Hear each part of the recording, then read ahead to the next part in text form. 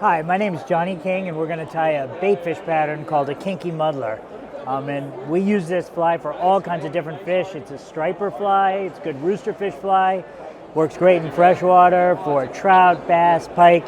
But today we're going to focus on a pattern, a variation on the Kinky Muddler we like to use for roosterfish down in Mexico. We're imitating a baitfish called a sardina. It's also called a flat iron herring. It's pretty similar to a northeastern bunker, maybe not as deep bodied. And there's certain color combinations and proportions that seem to work really well down in Baja. One thing you're doing is you're stripping really fast a lot of the time, so you need a fly that tracks properly. So we like to use a good heavy hook with a lot of metal in the bend. This is a Varivas 2600. This will track really well on a fast strip, but if you strip it more intermittently, this pattern, because the way it's constructed, will have a tendency to bob and weave. The key to this pattern is two factors. One is you want to have a natural baitfish profile, no dips and valleys, an uninterrupted profile. And number two, you want the right kind of action. To get the right kind of action, we put a bulky head up front and then some long wispy material in the back, so that when we strip, the water washes over that head and gets deflected by all the irregularities of the head, it'll make the tail kick. So if you're ripping that fly back in, the tail's going to kick just like a real baitfish. So here we go. We have a 2/0 hook. I'm using uni mono thread. This stuff is pretty fine, but it grips the materials we're going to use very well. So we'll get it started on our hook. And I usually just snap it off like that rather than cutting it. The tail is going to be made of bucktail. You can use synthetic materials, but my favorite is just straight bucktail and saddles. So what you do is you get a pretty good sized hunk of bucktail, because we're only going to tie in maybe one or two pieces of bucktail or clumps of bucktail. Preen out all the unnecessary underfur. And let's tie it on the hook shank. Now here's the thing about tying it on the hook shank. Normally when people tie tails on, they have a tendency to tie them right to the top of the hook shank. But here we want to make sure that it surrounds the whole hook shank. So what I do is I wrap maybe two wraps of the thread around the bucktail, and I take my thumbs and fingers and I press it. And then you can release and relax the tension until it looks like you've got, I don't know if you can see that in the camera, but you can see you've got it distributed about 360 degrees around the hook shank. Could you see that? What kind of thread that was? I'm sorry? You mentioned what kind of thread? Yeah, it's uni mono. So there it is. You don't have to crank down on it too hard, but it should stay put. So now for the dorsal surface, we're going to use saddle hackles. But there are a lot of different ways to tie in saddle hackles for a tail. The traditional deceiver will have them what we call praying hand style, like this. An old-fashioned tarpon fly will have them flared out. Here we're going to do something, we're going to borrow something from salmon fly tires, and we're going to tent the saddles. And what I mean by a tent is we're going to have each pair of saddles angling up at 45 degrees to create like the top of a tent. That serves two purposes on this flies. One is it creates something similar to the dorsal shape of a fly. If you look at a fish head on, you'll see it kind of has this sloping triangular shape. The other thing is it's going to create a cavity of water underneath that little tent. And when the water washes under that, it's really going to animate those saddle hackles. So here's how you do it. You take a nice tapered saddle hackle like that. You want sort of a triangular shape. Lay it on at about a 45-degree angle, right there in the fluff, and then just wrap it and hold it in place. Don't crank down on it. If you crank down on it, you're going to make that stem squeeze and get displaced under the thread.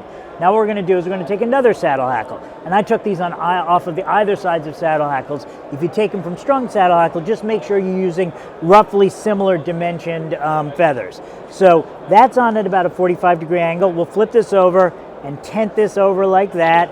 Again, wrap it with just one or two thread wraps. And you can see right there that I'm kind of creating that triangular dorsal surface. Again, no thread tension at all. They're curving in. I'm sorry? Curve in. Yes, they're curving in and they're tented at a 45-degree angle. Same deal. Now you notice these are pretty wide at the base. That can be a little tricky to manage, and they don't all have to end at the same place. Sometimes it's actually good to have them staggered. The little staggering at the end might improve the swimming action. So I'll make these just a hair shorter, pull them up, one or two gentle wraps. Again, no thread pressure whatsoever. Same thing on the other side. No thread pressure. Just holding it in place with my finger, one or two wraps. I haven't pulled on that thread at all. Now we've got the tented saddles. Now I can crank down on these things. I pinch the tail assembly or wing assembly, whatever you want to call it, my fingers, make sure that those are fixed in place. We're not done with setting them in place, but at least now I have enough pressure on it that I can trim off the butts of the feathers without displacing the entire placement of the wing and tail. So now what you do is you pinch these together, and you want them to maintain that triangular shape. So the best way to do that is to wrap just beyond the barb and take a wrap under the wing like this. So that really consolidates the feathers. Now if you really, really want to pinch them together, you can actually wrap around the entire wing like this. I generally don't like to do that, but that does prop it up if you want to cant it up a little bit. But I find that just throwing 3 or 4 wraps under it, really tightening down on it, make sure that that's going to stay in place and that it will maintain that tented profile. And the thing that you might be able to see here, it might be a little bit hard to see, let me see if I can get it this way, is that, I guess it won't show in the camera, but we've got this nice sort of empty cavity under there that the water's going to wash through. Okay, now we're going to, well, before we make the head, sometimes I start putting the Kinky Fiber or the Steve Farrar blend right on at the head, but sometimes it's nice to put a little collar in to create the transition. And I'll show you another trick for putting in the collar. This is just a standard piece of tan marabou. They might call it woolly bugger marabou. If you buy some marabou that's called spay marabou, that sometimes has longer fibers. Don't worry about it because about half of every pack is going to be garbage. But if you get a nice decent feather like this with some fairly long plumes, just tie it in by the tip. Now I'll show you an easy trick for wrapping marabou. Marabou is much tougher to wrap than, for example, like a regular hackle feather because it's very tangly. What steelhead tyers do is they will very carefully fold these fibers back and very slowly wrap it. I don't bother with any of that because as long as I have a little comb, I can always wrap it in a sloppy fashion, a quick fashion, and then comb it out. So here's what I do. As long as you have a rotary vise, just hold the stem, wrap it 2 or 3 times like this. So you look, it's all tangled, it looks terrible. But once we preen that out, preen that back, look, I don't care where the stem is because this is all going to be covered by the synthetic head. Just pull that back, wrap back. You wrapped it forward? I wrapped it forward maybe, but I could only get 2 to 3 wraps around it. Preen that back, do that. Now, when I take this brush, this little metal comb, you can use any kind of metal brush, and comb it out, all the feathers are freed up. We still have the tented saddle hackles. We can hold that out of the way to tie the head. One other little trick is, so that'll just give us some nice flow into the back of the fly.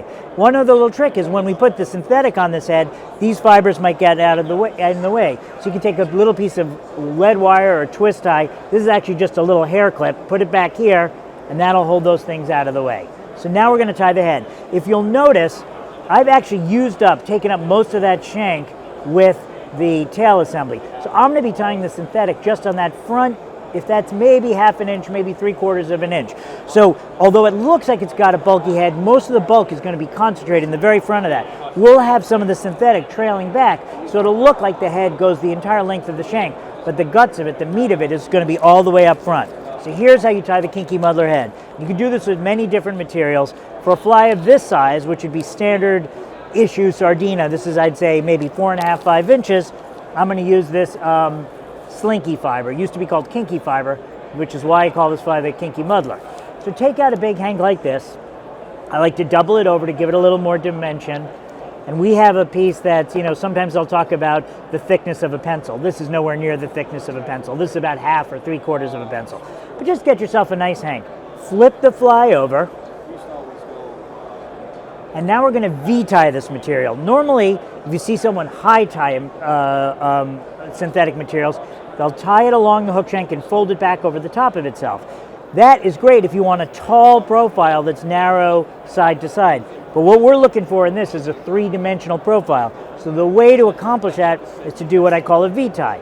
And it's just a variation on what I described. If you've ever tied spinner wings on a trout fly, you'll have a sense of how you can tie materials in crosswise. So take it, hold it at a 45-degree angle and hold there. I'm just holding that with a single thread wrap. Just do 2 thread wraps. That's all I need.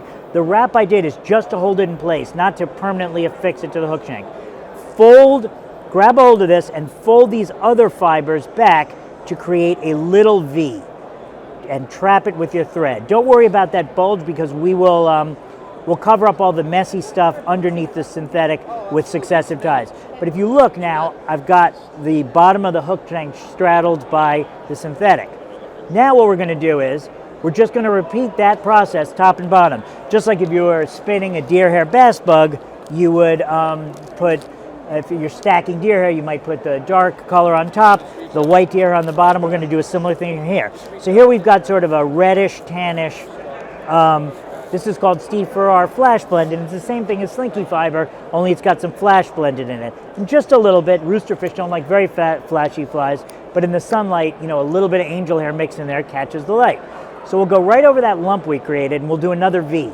You don't need a lot of material, right? Just get, what's that, maybe 1.5 inches, hold it at a 45-degree angle, just trap it in place, fold it back to create that V, so we're getting that 360-degree surrounding of the hook shank, and keep the process going. You notice I left a really long piece here. I did that on purpose. It just holds it in place so I can go to the next tie. If you notice, I'm not using tons of thread pressure, right? But actually, in terms of the details of how you do this, you can stagger them one in front of the other. You can tie them on top of each other. In this case, I happen to have left the butts of the white a little longer, so I'll use as my next application the dark again, because I just want to be sensitive to where on the hook shank I've got the most room.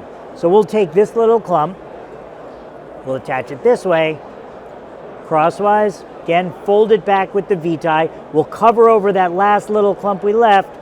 Make sure you leave a little nub for yourself. And now you'll see that I've got that V, I've covered over everything that was wrapped before it. Do the same thing on the bottom of the hook.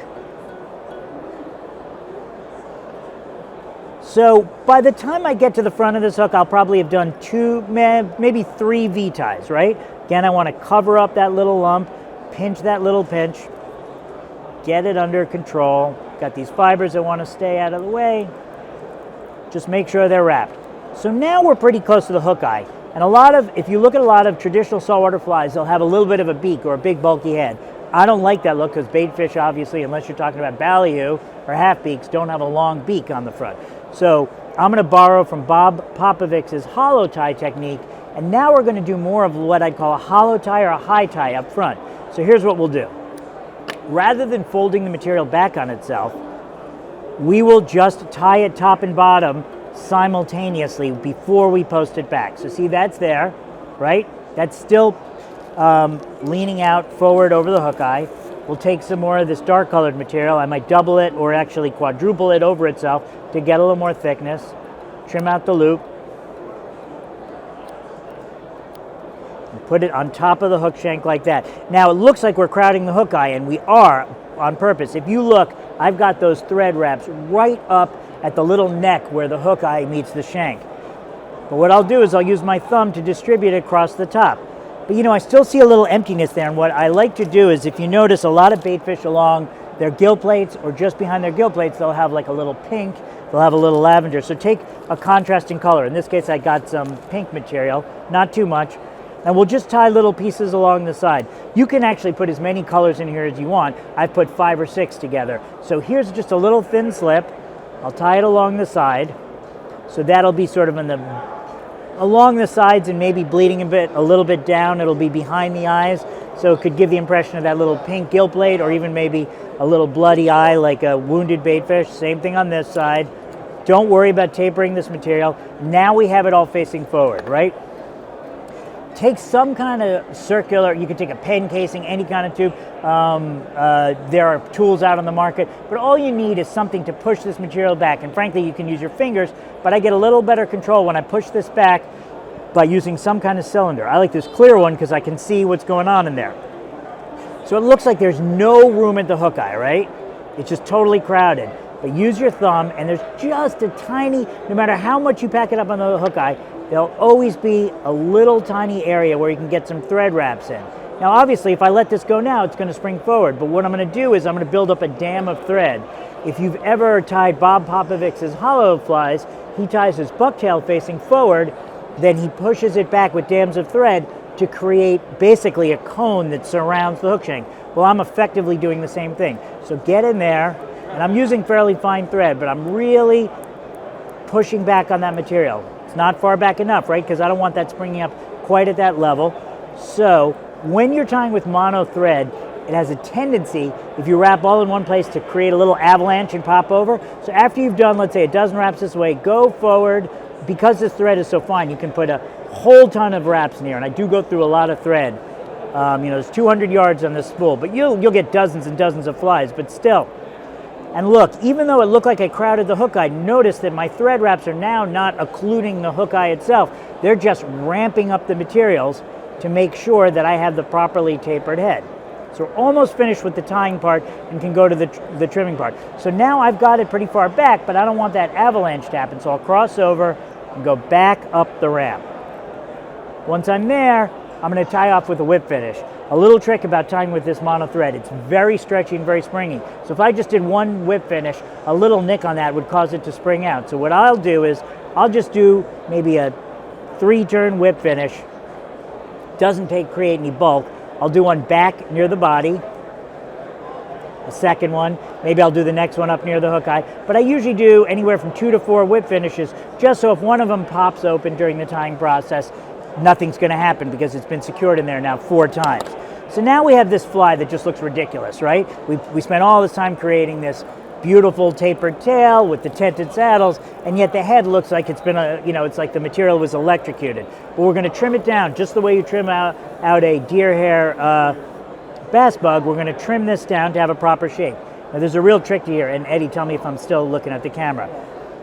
What you do is you squeeze the fly side to side and preen these fibers up, and then you use your thumb as a hook guide to start to create the taper of the head. This is just like when you take that razor blade to your deer hair bug and swipe it on the top, the bottom, and the sides, just to get out all that excess material. And I've got the natural materials trapped in the little hair clip here. We'll get rid of that in a second. Do the same thing, squeeze it to align all these fibers, just to pop them out, and then just trim along your thumb. Okay, so we've taken care of the excess materials top and bottom, but now look what we have side to side. Same thing, total unruly mess. So we'll squeeze it side to side to start trimming this down to shape. Again, we're basically triangulating out from the nose of the fly. Now at this point, I probably need to take this out of the way so I can get a better sense of the proportions of my fly. So now, although the fly doesn't look proper, at least we've gotten some of the excess material now, and now we can get to the finer points of tying it. See, actually, one of those whip finishes came out while we were trimming it because we probably nicked the thread, so it's good that we had some extra ones in there. So the best way to start to really taper this to a fly is to use your rotary vise if you have one. If not, you can rotate in your hand, but I like to do this and just start trimming. Keep your scissors at about a 45-degree angle and just start trimming like this. And all of a sudden, the nose of that fly is going to start looking a lot more natural and a lot more like a bait fish. And what you can do is, as you see this, you can see, for example, that there's a lot of excess material up here. Again, there's way too big a collar. You can just fold that up and trim it out at an angle. And we can come in from the other direction and get it, but for right now, let's just focus on the nose of the fly, and then we'll fix up the collar area. And so the rest of the tying of the fly is really just about fussing with it until you have a shape that you like. Again, I usually like, if you can see this, I usually like the hair to go maybe back to the hook bend, maybe a little more, a little less, but I don't want it trailing way back here, and I don't want it ending up here because I want it to flow naturally into the tail assembly. So all of a sudden it's starting to look a little better, but I can see up here I have too much material, and there's no reason to have that unnecessary material. A, it's going to make the fly harder to cast. B, it's going to trap a little more water. C, this material can trap some air. It might make the fly too buoyant if you have too many long hairs straggling off of it. So, again, trim, trim, trim, like that. Now what we can do is, you can see that I've still got way too much material here. Now that's just an easy matter to come in here, trim that at an angle, right? Get out that extra hair. Lift that up a little higher up, yeah. Yep. Just seeing a little bit of that extra stuff, so I can hold it at this angle and come in from the sides. Can you see that? Same thing, turn it over. I have too much there, trim it out. So actually, for all that material we use, we've trimmed away probably, over 50% of it, just to get, and the more you do this, for illustration purposes, I was putting a lot of material on there, but the more you do this, you'll get a sense of how much material you need to put on to create a head. So that's basically the finished shape of the fly, but again, you can fuss as much as you want. Sometimes having an irregular head is not a bad thing because it'll create more currents to make the tail kick. But if you're fussy like me, you'll want to just make it a little prettier, a little closer to a real baitfish profile. And you can see I didn't tie those fibers in super dense, so we've got some little gaps here and there underneath. That has nothing to do with the appearance of the fly. In fact, having those gaps sometimes permits it to sink better, and also it again, enhances the swimming by making the current wash through that material. So now what we'll do is we'll glue on some eyes. We'll probably have to do some trimming after we put on the eyes because when I squeeze on the glue with those eyes, it often displaces the fibers a little bit. But here's what you do. You take, this glue is a lot like goop. This stuff is called E6000. So I'll just take a little blob and put it right there. Oh, about 1/8 of an inch behind the hook eye. A lot of baitfish flies have the hook eyes way up near the, have the eyes on the fly way up near the hook eye. That looks a little unnatural to me. So we'll get some of these dome eyes. In this case, these are the Flymen living eyes. And just make sure that you're gluing them on in roughly the same place. You can look over the top of your fly, put them into place, just get them in there, touch them to the glue, and then you can squeeze them together. But in the squeezing process, you can see I've created like a little bit of a forehead that I didn't want on my fly.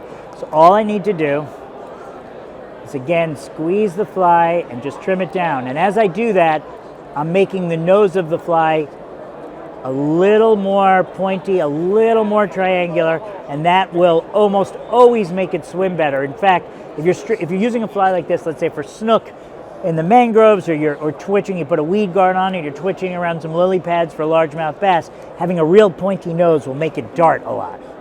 Whereas having a more bulbous nose will make it push water, but it probably won't dart quite as much. I'm not sure physically why that happens, but that pretty much is the Kinky Muddler. Usually to secure those eyes so that they'll never come off, I coat them with another glue. Just make sure you're satisfied with the look of that fly. I think we have a pretty good color distribution. And then I have this glue in a little brush ball. This is called Liquid Fusion. And even though those eyes are pretty well glued on there, I like to put this glue on. It's a urethane glue. It thins with water, so it's not toxic. But when you put it on, it shrinks and it creates like a full 360-degree jacket surrounding the eyes of the fly so that they will never come off. Even with a pair of pliers, you couldn't rip these flies. You'd have to destroy the whole fly to get the eyes off. It's not like epoxy. It dries in sort of a flexible. It's not rubbery, but it's flexible, and it will stand up. Even I've fished these flies quite a bit for pike. You can catch multiple pike on one of these flies. If you notice, I'm putting on that Liquid Fusion really liberally. Looks like it's going to be too much, but this stuff shrinks down to nothing. There's almost not enough that I could put on, because what will happen is that'll get sucked in towards the thread wraps, and that'll make that fly bulletproof. You ever push that through? Push it in with a bodkin or working with a bodkin at all? No, because I thin it with water, so it actually gets absorbed by the materials. And once this is dry, you can see, for instance, that we've got some irregularities along the side of the head, and I'd probably wait till it's dry, but since we're just filming the video here, I'd probably come in at the end and do a little final trimming. And with the trimming, you can make it, a wide body bunker shape. You can make it cylindrical like a mullet, but it's all in how you apply the materials and how you trim the materials. And that's your basic Sardina Kinky Muddler.